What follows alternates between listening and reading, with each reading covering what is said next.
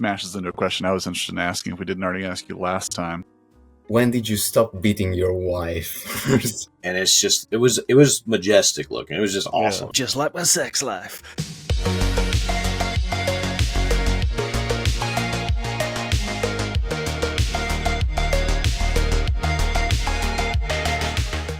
Welcome back to the Quad Damage Podcast. I'm Deadforge, joined as ever by Midnight Medium and Robert. Today we're diving into the glitchcore depths of retro-futurism, design maximalism, and the kind of FPS chaos that makes your GPU sweat.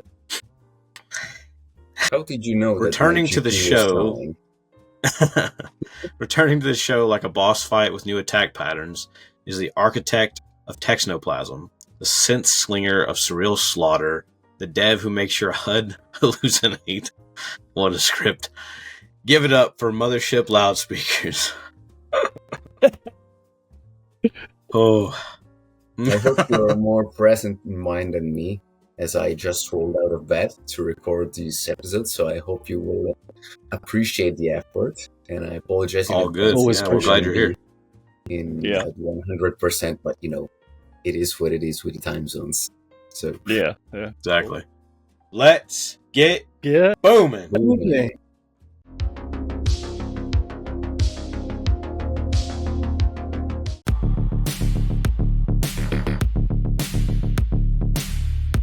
So since your last visit, what's one design choice in Texnoplazm that evolved in a direction you didn't expect, and how did that shift your vision overall? I have written an answer for this one. Okay. Can I read it out loud?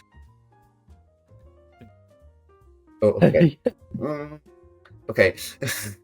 The progression system for the power-ups, which was tying to finding specific secrets in specific levels, you know, it was like each level has 2 or 3 secrets. If you find all the secrets within a level, you have like 1 point. To unlock an upgrade or a power-up, you need at least like 3 points.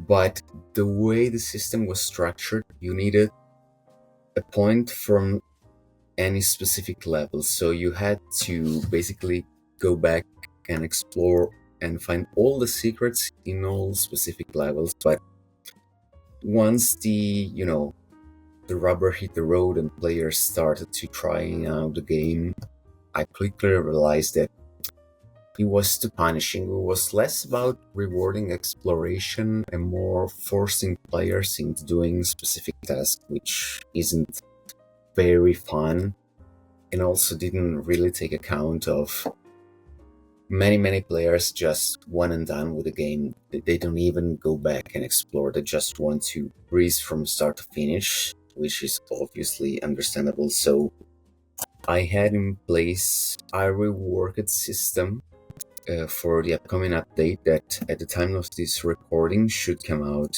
in a couple of days, in time for the Boomstock event hosted by Fulcrum Publishing on Steam, which I take a chance to give a thank you for having me and give me the occasion to showcase the upcoming content patch.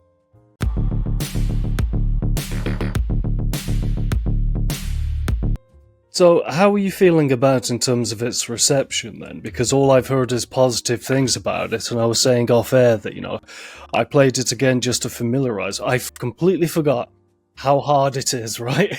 Just did it from the beginning.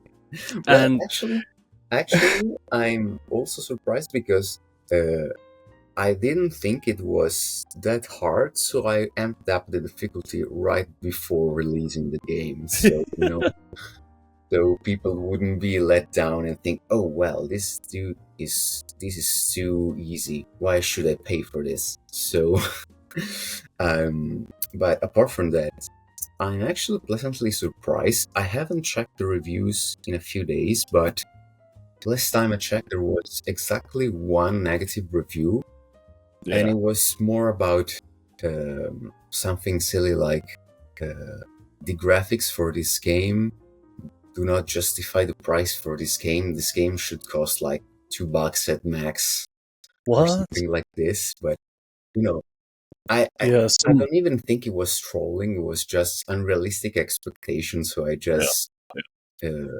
dismissed it. It was at this point. It was just a funny critique. I didn't even take it as a trolling. It was just fun. But I'm pleasantly surprised. The only thing I wish I could have done. I wish I went with a slightly higher price, because at the end of the day, money is nice. Money is nice. And I feel like the normal kind of price for a lot of these indie kind of things is, I guess, that 15 to 20 range, maybe a little bit higher, depending. Exactly. I'm sure if the person that made that comment would develop their own game, they'd start understanding the value in terms of the work. Yeah, just like Randy Pitchford's been saying, go make your own game. Exactly. You are not. Yeah. You are not a premium gamer. Oh yeah. I'm sorry. Some people make some weird claims like that. Like they go, "Oh, this game looks like it came out in 2001, so therefore it should cost $3 because it looks old." I'm like, how does that make any sense? Exactly. Yeah, and we live in a world right now where you have beat 'em ups returning, 3D platformers returning, the whole boomer shooter, resurgence, renaissance of boomer shooters is basically its own thing altogether. It's hardly even derivative of anything at this point. It's just becoming its own thing. So you got all this retro stuff. You can't just say, oh, because it looks older, because it's a stylistic choice, that it needs to cost less money. That's just stupid. Well, I mean, when you think about it, there's a company, developers, etc. Yeah, stylistic choice doesn't prevent you for having, a game that it's very taxing on the system you're playing on. Ask Randy. Yeah, exactly. Actually, I should ask a friend of mine, because I have a friend of mine that worked on the latest Dune game, the multiplayer one that came out like a few months ago, and we have a friend that has worked on Borderlands, on the latest Borderlands, and he told my friend that project was a shit show behind the scenes, at least for some aspects. I'm not that familiar with it, but I'll take his word for granted. Yeah, I went to a meeting a few days ago with a client, and as I left, he goes, "Oh, one of my guys over there loves FPS games," and I was thinking, I can have a proper conversation. So I asked him, "Well, what did you get?" And he said Borderlands 4, and I was like, "Shit, I can't have this conversation. I don't have anything positive." My condolences. Yeah, but I did respond to that Randy's message that he said, I think, and I listed, what was it? So I said, for the same price, for less than half the price or something, you can buy Beyond Sunset, Incision, Cultic Chapter 2. It's not just the volume of work, but it's the sheer. I don't want to disrespect, the Borderlands 4 devs, of course, but in terms of value, it's not default of the devs. It's default of exactly how the project was managed, because they tried to release on all these platforms all at once, and if I remember correctly, they also anticipated the release date, so they had even less time to test things out. But I'm not familiar, because I just played Borderlands 2 years ago, so yeah. I mean, I've played all the Borderlands games at launch, mostly except for the first one, and I don't think that there's been a single one of them that's ever had the backlash that 4 has had, in the terms of not necessarily the reception of the game overall, but just in general on the side of optimization. I don't think they've ever had this issue. It seems like they should have pushed it a little bit, because it seems to be worse on PC than it is on console. But I've also seen proof. I originally thought maybe it was just a PC problem, because there's a lot of games that just, for some reason, in the AAA space, that launch on PC and they run like crap, and then you play the console version and it's like night and day difference. Yeah. But no, I've seen actual proof that the console is the same. So it's just an optimization problem all the way around. So they really messed up with that. And then it doesn't really help that Dying Light the Beast just came out, and everybody's praising how well optimized it is, how well it runs on everything, how well it looks, how well it plays, how little technical difficulties there are. And it's just, it really doesn't help them at all.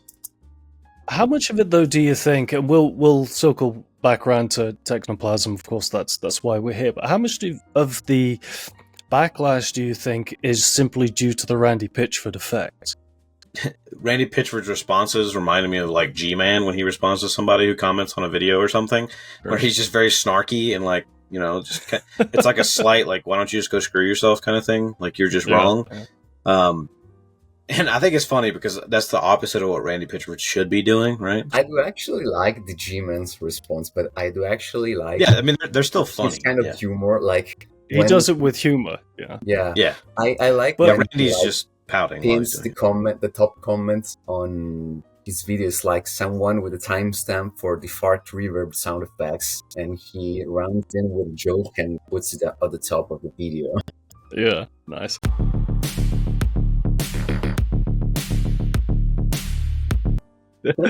So you mentioned in regards to that bad review that you got, is there any kind of feedback that you've got where you kind of start looking at the game a little differently and started, like you mentioned before, kind of further examples of that, how someone's feedback made you tweak the actual game itself?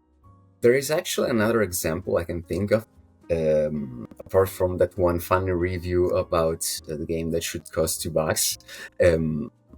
This one wasn't a review, was a comment that a friend of mine has said while he was playing the game on his stream. And can I shout out someone? Or is it against... Go ahead. You? Okay. No, go ahead. Because I want to thank Jared Bear. I suppose you guys know Jared. He has been... We know Jared, with Fulcrum and 3D Realms for the past few years. And he's always been a very graceful person with me, always been very patient. And amongst his acts of patience, he decided to try Technoplazm on his stream, his own personal stream, even though he usually plays Darkest Dungeons and other RTS or RPG games. And since he has also a different kind of audience, that it's more about those type of games, he said something that really made me think, because once you work on something, after some point you start to lose perspective on what you're working on, because you see it every day. Some critical thoughts get lost due to this, and he said something along the lines of the graphics of this game do not tell the whole story. As in, if this game had more modern graphics, it would have all the cards to be a minor success in the sphere. And not in a negative way, but more as in, the game feels good to play, is fun to play, but the art style is an acquired taste, so it can filter out a portion of the potential audience that may like indie games, but not necessarily like retro graphics, so they might like simplistic graphics, but simplistic in various air quotes could be also something like Fortnite, something like Fall Guys, or Hi-Fi Rush, something that's stylized, but it's not retro, and it's not even photorealistic, like the big AAA. I was going to say this, if they want a melee shooter or something, Doom the Dark Ages is literally just released, and it's a very similar gameplay to Technoplazm in that it's a mixture of the two genres. That one comment made me think, and he was right, and I'm still convinced he was very right in what he said, to the point that one of the thoughts that I put in my back burner has been, if I ever deem Technoplazm successful enough to warrant working on a sequel, I will go for a different art style, something more stylized but more modern. So something more along the lines of Do you know a ruiner? Okay, something like that. Because, it also something big splashes of color, mid-poly, not too many details. Also, I know some people do not like that one game, but like the modern marathon, the upcoming extraction shooter, but that kind of art style. Also Yeah. like Dead Link that came out 2 years ago. I'm actually Deadlink's really very fond good. of that art Yeah. style. And actually, I want to say the original art style for Technoplazm was going to be a little different because the original idea was to have something akin to Sin City by Frank Miller. Really? But it was way too difficult to transpose in a 3D space. I ran various tests and I said, okay, at time being, I'm not able to pull this off. What else can I do? I am good at making photo sourced late 90s, early 2000s aesthetics, which I still think it's not as, inflationate or saturated as other retro style slash, PSX graphics or sprite based graphics. So I said, if we want to be cynical and practical about it, I can go with something that I already know how to do and eventually try to fine tune the one style I'm really proficient at and run with it, at least with this Yeah. game, and try to carve my own niche in the Mm. retro market. Because it's more about the PS1 graphics. There is not many games about the PS2 era graphics, at least for the time being. So Yeah. You know what it reminded me of when I was playing it? And this is because of the music as well. Being a teenager and sitting around with my friends playing Wipeout. yeah, Back in that era then, it had that for those of us that, kind of lived through it, it's the music, it's the atmosphere, it's the movement, it's the mise en scène of the entire thing. voila. But it's a C'est feeling. ça. It's difficult. Yeah, it's difficult to describe. Yeah. It's not like saying you take the iconography of a certain era or something like that. It's all the Flat it ingredients that go inside, yeah. together. Yeah. Yeah, I If thought you it was want to fantastic. stick to the French, it's like a certain je ne sais pas. Yes, oui. Exactly. Wouldn't that be the mise en scène? Mise en scène, exactly. Le physique du rôle. Le macaron. Uh-huh. So before So- we move on to another question, I was going to say, I don't want you to get discouraged by any of these comments talking about art No. style or graphics No, and things like that. No. I'm not discouraged at all. I actually think they're very valid critics. It's something that I haven't even considered because I already absorbed in this, bubble of retro games. But these critiques are certainly valid. So I will definitely keep those in mind for the next projects.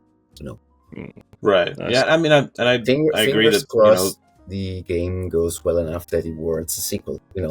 I already have a design document with, all the ideas for this game. And whenever I can one, I said, maybe not. Let's not trash it all together. Maybe we can retrofit it for a sequel eventually, or maybe not, or maybe another project. How Yeah, it for goes sure. with these things. I was going to say, because, there's plenty of games out there with older art styles than your game, with newer art styles than your game that do well and also don't do well. So, I mean, it comes down at the end of the day is just, I mean, at this point, the market is there's so many indie games, so it's always difficult anyway. Every time someone releases a game, anyway, like the Especially Grave Lord and that self-published. dev is struggling to do very well with his game, and his game's super cool and unique. And it has a similar issue, I think, too. But I listened to the episode. Yeah, I mean, with Lord Dev. Yeah, and so there's just a lot of stuff. So it's when you get the right people who want to play your game Mhm. and find something cool in your game, then usually, hopefully, that ends up in success. And I really hope that people, really play Texnoplazm, because One it thing is a really I'm cool game. actually very happy about. although, about the graphics is the art direction for the key art and the promotional material, because it's very. Actually, I think it's also very.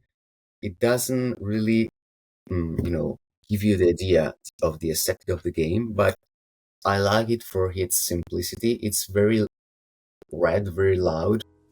Yeah. It's very punchy, so I think that also helps making the game stand out, because, if you don't have a good eye-catching key art, it's difficult, to basically catch the eye of the potential consumer. At least on that front, I am very satisfied.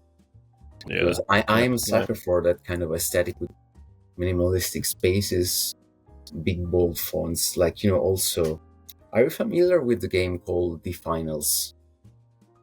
Yes. Yeah, I Very much love so, the yes. art style. Yeah. Nice. I actually hope my GPU gets fixed soon, because at the time of this recording, the good thing is I always do things way ahead of my deadlines, because in this case I have been having trouble with the CPU, with GPU of the computer I use to work on Technoplazm, to the point that I have to manually restart the graphic card from time to time. I'll have to take the computer to the repair shop next week, because I cannot play games because the graphic card freezes out. If I try to use Unreal to work on the game, the graphic card randomly freezes out. It's 75% of the potential of the computer right now. It's not being used due to this issue, but everything pertaining to the upcoming patch has already been finished like 10 days or more ago, so it's been sitting out on Steam waiting for me to publish it next week. Yeah. Join the Quad Damage memberships and get the additional quaddage for all the hard-hitting conversations the public don't see, on-screen recognition, quizzes, and voting opportunities on who we invite on the show. Extending invitation does not guarantee appearance. They may tell us to f*** ourselves. And more.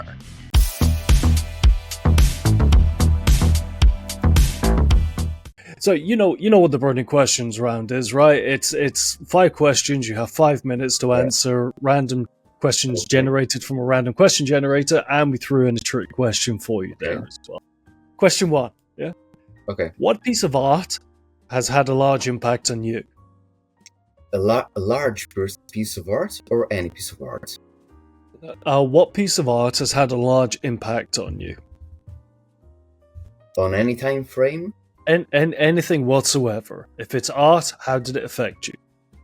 Okay.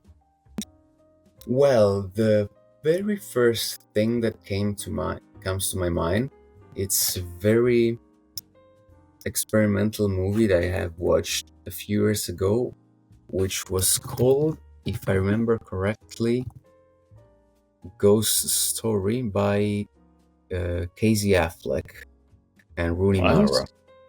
It's almost without dialogues. It's a very, very moving story about this guy and he coming to terms with his own death and the fact that he's haunting the place where he was living with his girlfriend before getting run over by a car. I don't even remember. Talking about leaving an impression, but it's almost midnight here. And if we want to talk about music, certainly the debut album by DJ Shadow, Introducing. I think it's been the first and last time when, as soon as I put on an album to play, I was starstruck by what I was hearing. And actually, I'm kind of sad that none other album had the same effect on me ever since. But, That's a great answer. So, question 2. What part of your body currently doesn't feel 100%? My brain. I knew you was going to say that. Yeah. Yeah.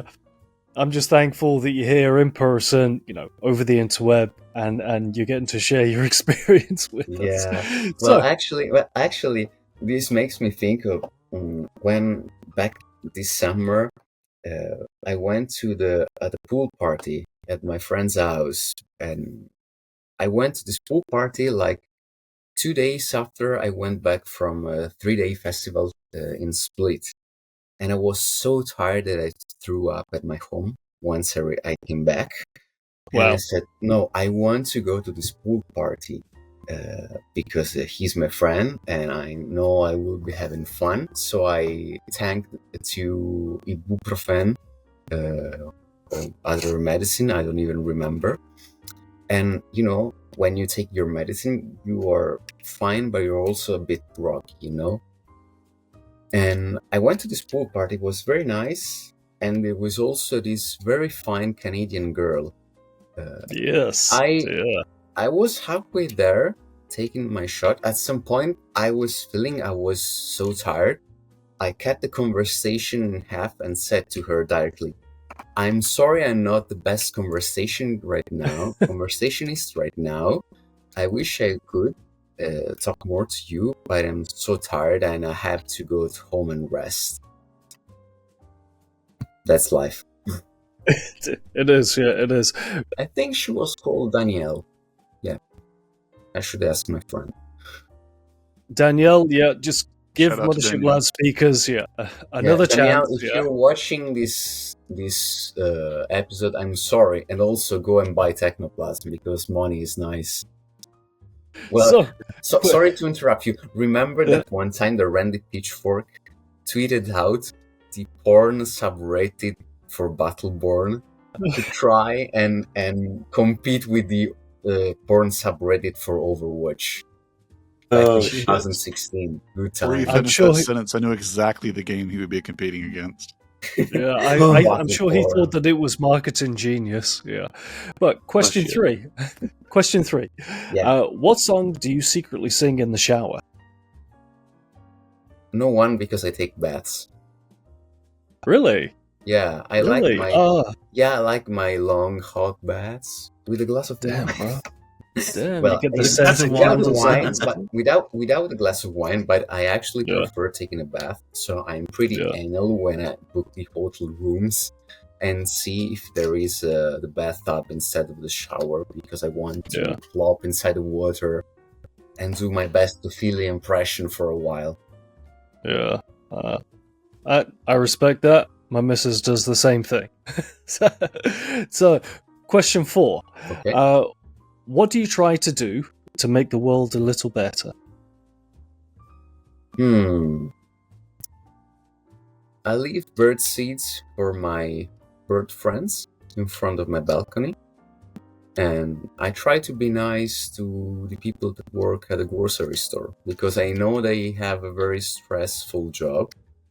Yeah. And there is no reason for me to be rude to them. Just saying thank you or have a nice day when you go out costs nothing, Yeah. But That's yeah, true. it has such a positive effect on the world just when we treat each other well. Yeah. This is coming from the same guy that has no problem getting banned from multiplayer games for flaming, but this is I try to compartmentalize. They got in the ring with you. They knew what they were. They anything that comes their way, they deserved it. Well, actually, I'm actually very fair when it comes to flaming. If I flame you, is it because I think you're playing poorly and you're a detriment? It's not because, oh, we have a girl on our team. Girls are scary. I fucking hate them. I can actually. I love girls. Yeah, I love it. Don't we all? Exactly.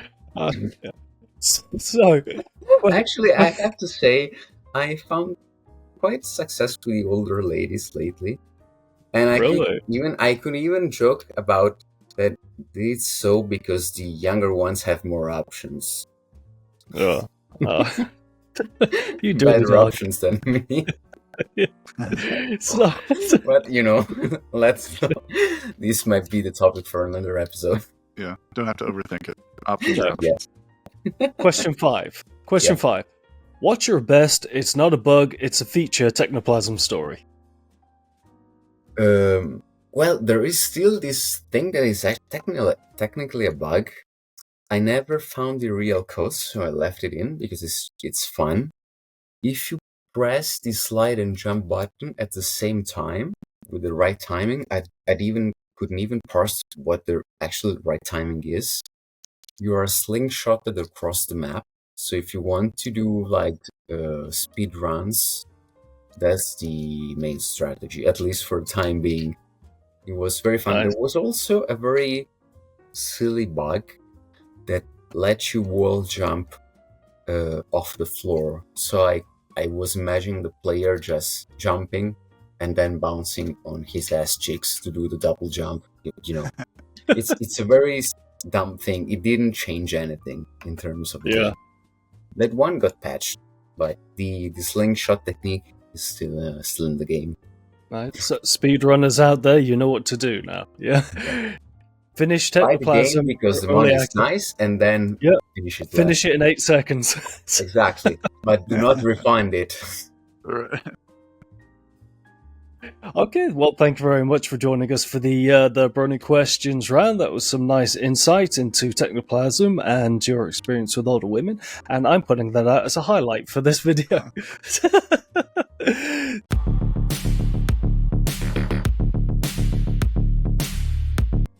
I guess this is actually kind of smashes into a question I was interested in asking if we didn't already ask you last time.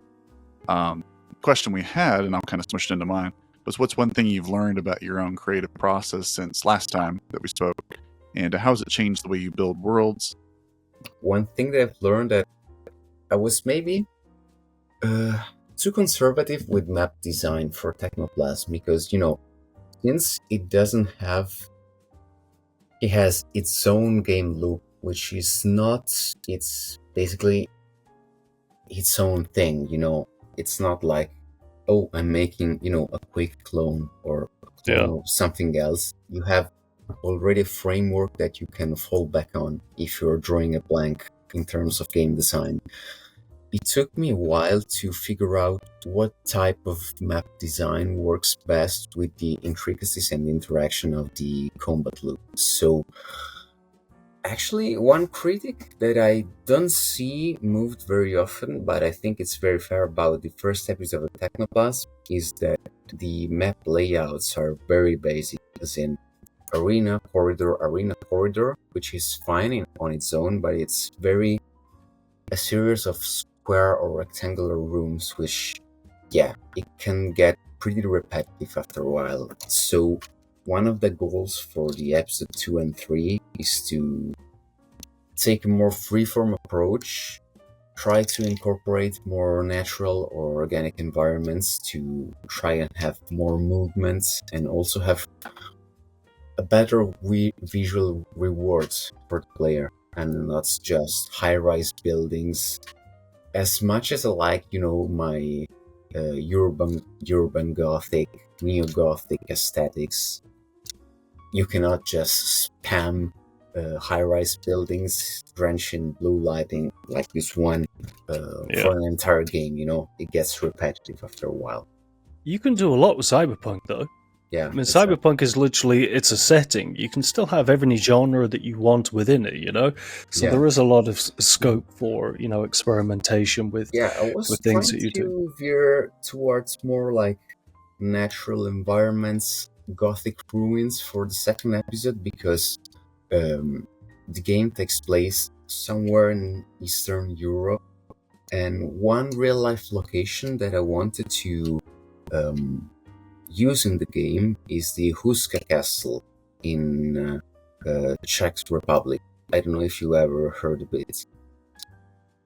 It's yeah. I mean, I remember the Czech. I mean, I remember the Soviet Union, so I remember. okay. Yeah. But this castle, which has a giant hole at the center of the court, and the perimeter walls are built as if they were not trying to keep someone out of the castle, but trying to keep something inside the castle. So this one building reoccurs pretty frequently in tales of the occult and legends of in the Czech Republic, because it is speculated that the giant hole, the giant well at the center of the court is like a portal to hell, because nobody ever reached the bottom of the well. And the few people that try to venture down started screaming and going mad after a while. Yeah. Okay. And then once they got out, and they couldn't even remember what drove them mad. So I thought, these occult things, this whole mystique could work well with the themes of the game. So this one is planned to show up at some time in the second episode coming out next year. That's some heavy theme. I mean, the game doesn't shy away from heavy themes to begin with. Well, At the end of the day, it is kind of like, she's a sex slave and she's trying to escape the world that she's stuck in. So it's I wouldn't say it's lore heavy, because I specifically made this game with intent of not having any deep lore, because I want the game to have focus on the gameplay loop, to be one of those I have like 30 minutes of play, let's pick up this one, have some fun. But the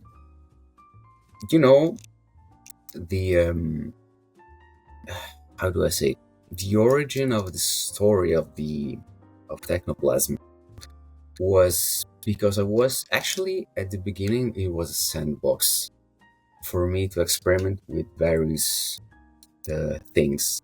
And at some point I said, the average protagonist of an FPS, it's very fucking strong.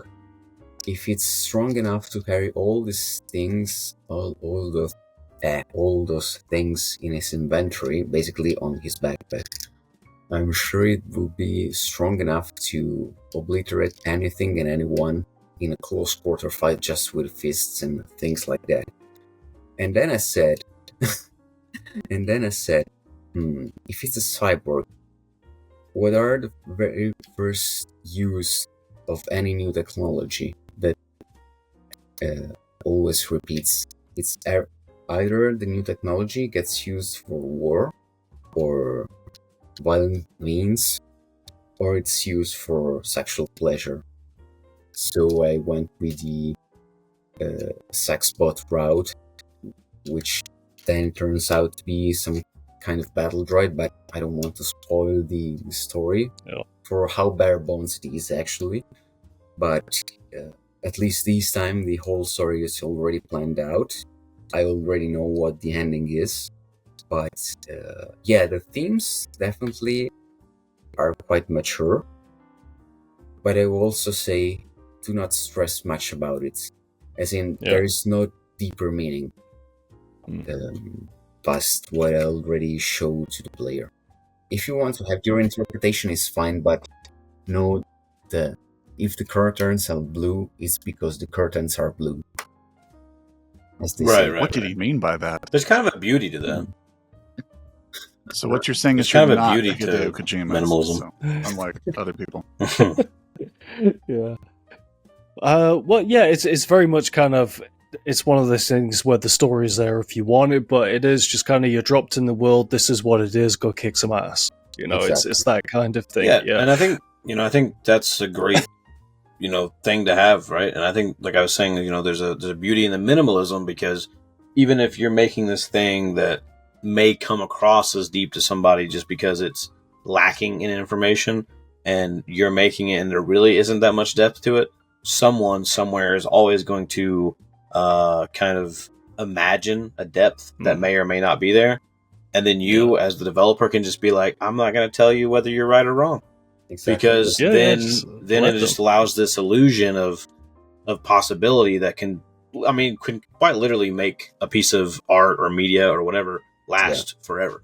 because you never truly know what's going on. You just Isn't that like a have David enough Lynch luck to hit mentality? the Lord Tuber cycle, and then you're all set. If we want to be cynical about it. Right.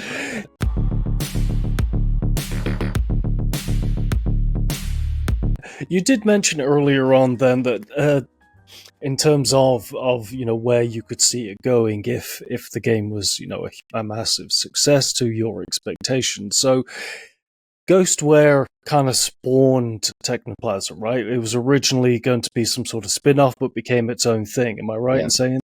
Yeah. So if there was to be a spin-off that would become kind of its own thing of Technoplasm, are there like aspects of it that you were happy to hand off to other people, or are there aspects of it that you're like, nope, this is what my plan is, this is what we're doing?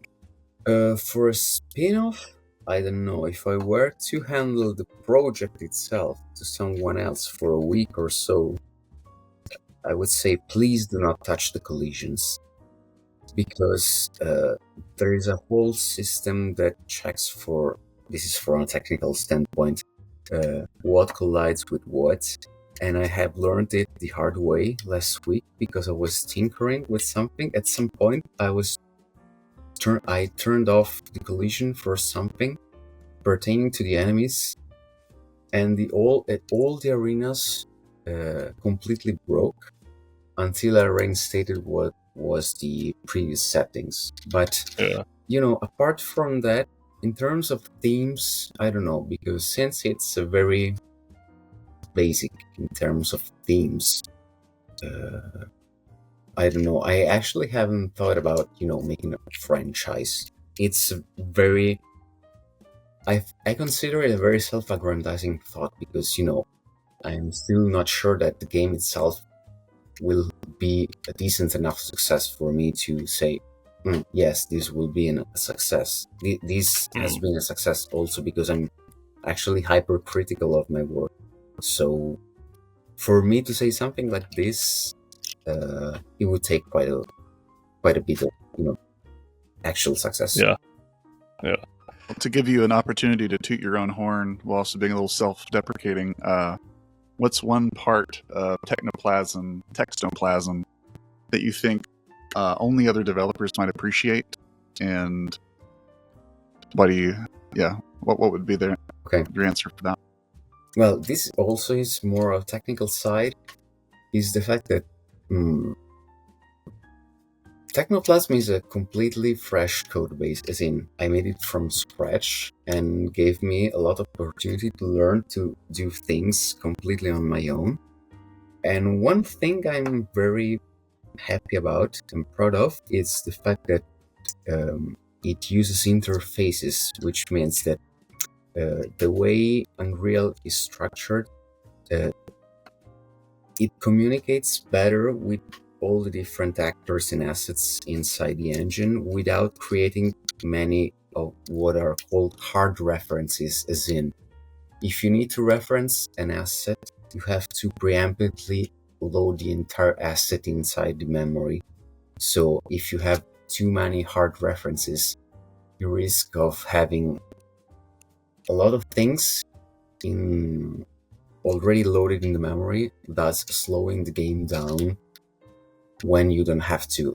And this is not the case for Technoplazm, as also I have set it up in a way that all the important values such as weapon damage, combat stats, and all of that reference a single data table for the most part. So if I want to, have a quick test and tweak some values to see what feels better, what feels worse, I just need to change the value on this data table, and instantly everything is that reference one table is changed. So I don't have to manually change the value inside of any asset and things like that. It would eat too much time, and it was also a bad architecture in this case. But that's beside the point. Want to support your favorite boomer shooter podcast? Well, tough luck, because we're all you've got. Visit the Quad Damage affiliate store for the most bangin', most boomin', most please give us your money stores on the internet. Well, Amazon anyway. Only available in the US because we're too lazy to set it up for any other country.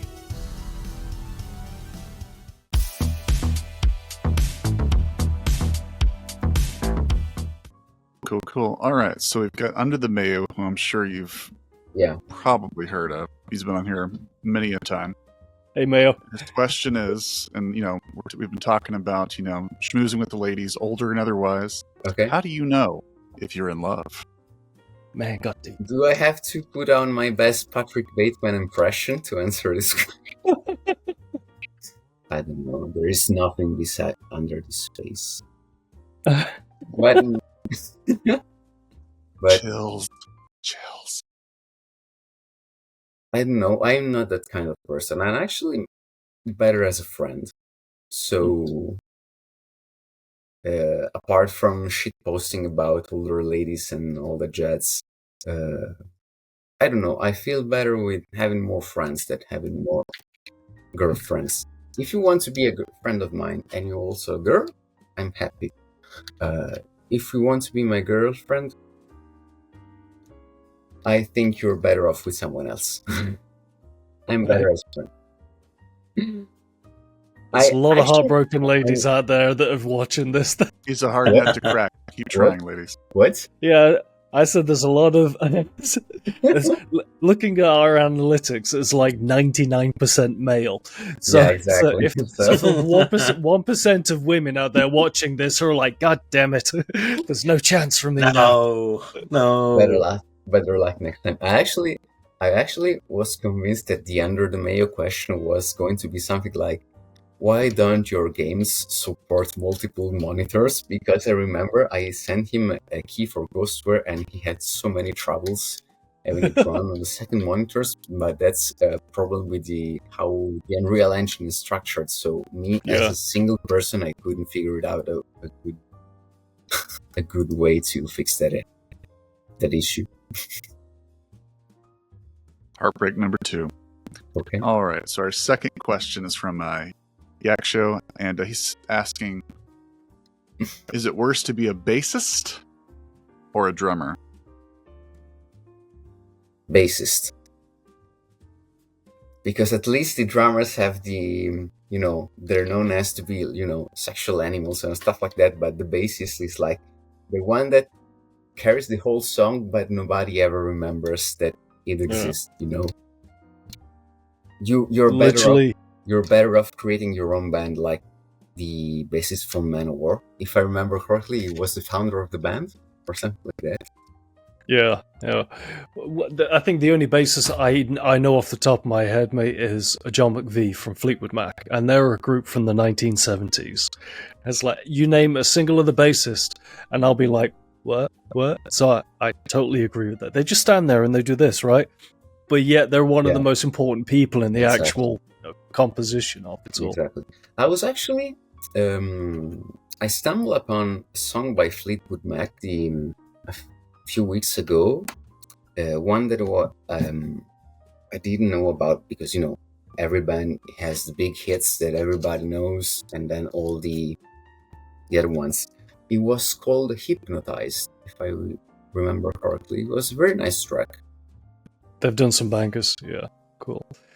All right, that is a very cute, how do I say this? Cat. I was going to use another word there. That is an adorable cat. It is, yes, yeah. It's wonderfully cuddly and furry, and I want to pet it. And the cat's nice as well. Yeah, he's trying to eat my necklace. Oh, how long have you had him? Yeah, he's about. We've had him since he was 6 weeks old. He's 10, 11 weeks old now. Yeah. Well, my dog's gone. My dog's like half the size of me. You heard him earlier. Yeah, cool. He doesn't like my dog very much, but they'll become friends eventually. Yeah, they'll get used to each other. But he doesn't like the dog. He goes, and just acts crazy as well.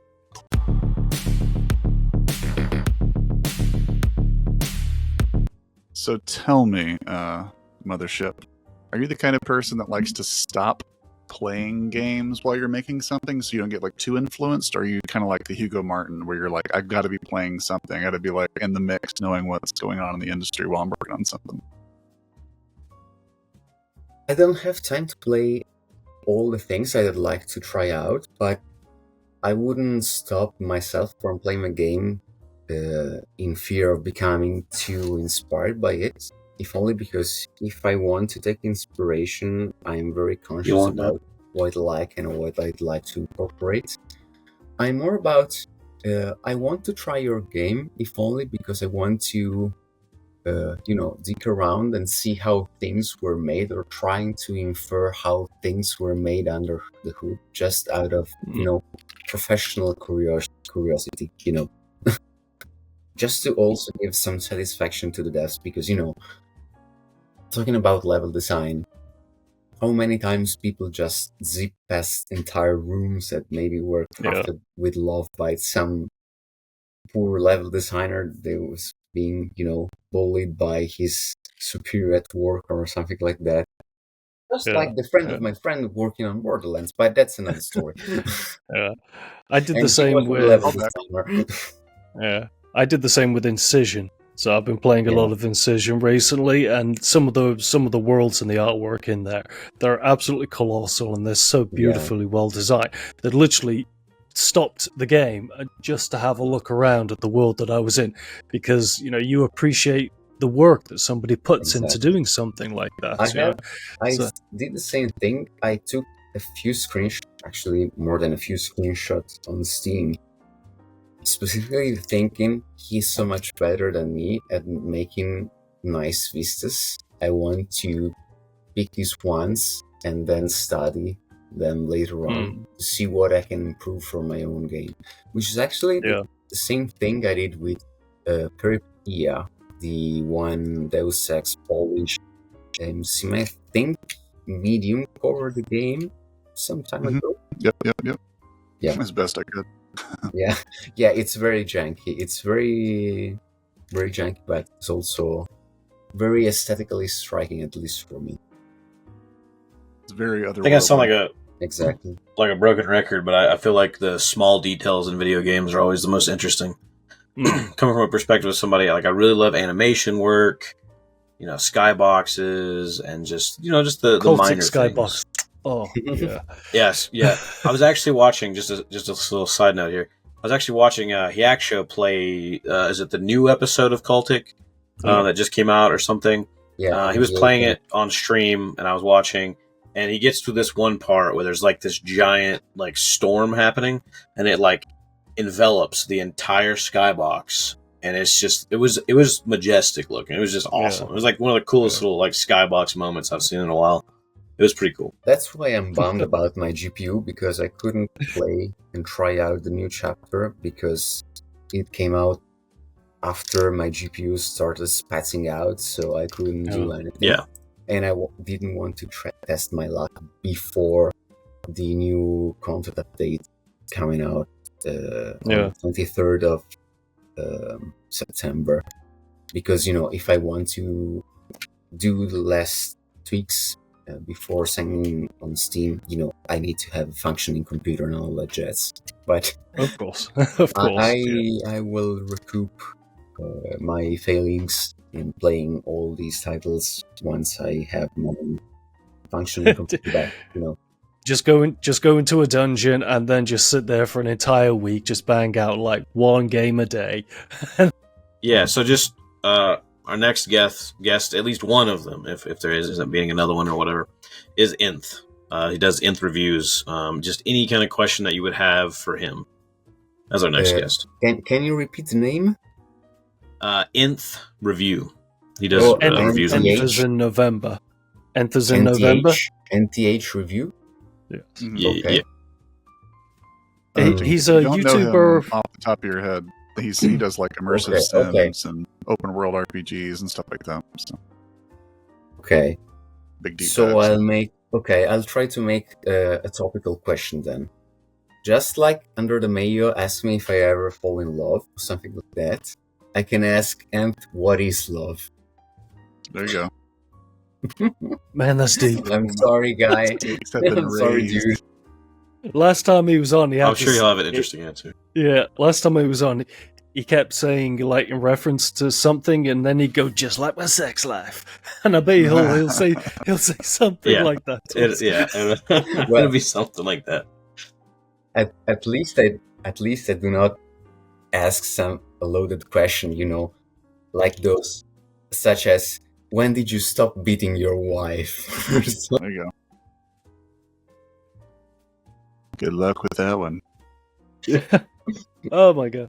Cool. Thanks everyone for joining us for this wonderful episode of the Quad Damage podcast with Technoplazm developer Mothership Loudspeakers. So it is now currently available on Steam in early access. Apparently he likes money, so please throw some money his way. He is the complete opposite of Dave Oshry. He loves money. He doesn't hate money. He loves money. Drop some positive reviews. And Mothership, where can the viewers find you on the interwebs? You can find me on YouTube as Mothership Loudspeakers, and as you can see, I put on the green light as green as the money, and oh god. Apart from the YouTube, you can find me on X, Twitter, whatever you want to fucking call it, as Technoplazm something, and on Steam as Technoplazm, and that's pretty much it. I think I'm on Blue Sky, but I don't remember the... You are, yeah. I tagged you in a post, you are, yeah. Okay, nice, because I log in once a month, or something like that. But yeah, apparently I do have a Blue Sky account as well.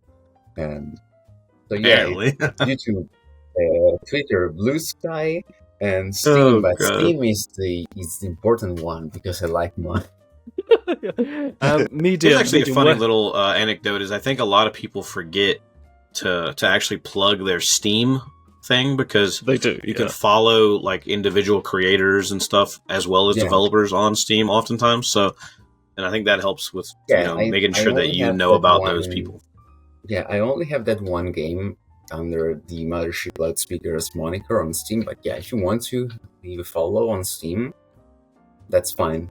So you can be updated on all the future games that I eventually do. Yeah. And Medium, where can people find yourself? Yeah, you can find me at X or Twitter at A Midnight Medium, YouTube at Midnight Medium, and I'm doing like deep dive retrospectives on horror, RPGs, some action games, all that good stuff. A lot of retro stuff. Nice.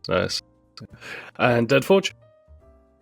Yeah, of course you can find me at Lord of the RPG on X, Deadforge on YouTube, Deadforge on Patreon, and similar to Medium, I'm doing these reviews, retrospective, essay-style videos, and come check out my Dying Light stuff, and go check out Medium's Dying Light video, actually, as well, because for some reason, nobody wants to watch Dying Light stuff right now, even though a new game just came out. So... where are those ravenous fans come by and watch the Dying Light videos. Yeah. You losers. I like YouTube traffic.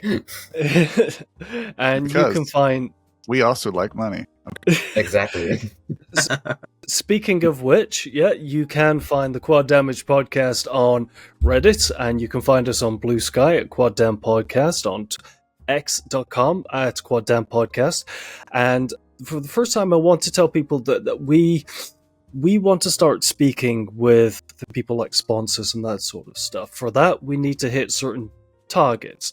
I would like for us, as soon as possible, to hit at least 10k followers, 10k subscribers here on YouTube, so that we can start reaching out to people. Because looking at our analytics, our watch time is far above the platform average. Our views for the watch time far above, so it's time that we actually start speaking with some people. But they always ask, what is your subscriber count, and then kind of turn off when they it's not a figure they want. 10k subscribers, please, everyone out there, even if you find this on the recommended page, give us a trial, subscribe to us for just 1 month, so you get 2 episodes out of us. And you'll see why everyone keeps coming back. On. That way you see everything that's coming out after that. Yeah. I want you getting notified when you're in the bath along with Mothership Loudspeakers, okay? I want you in the middle of your glass sleep. Of wine. Exactly, yeah. So please help us hit that target. And until next time, keep on booming.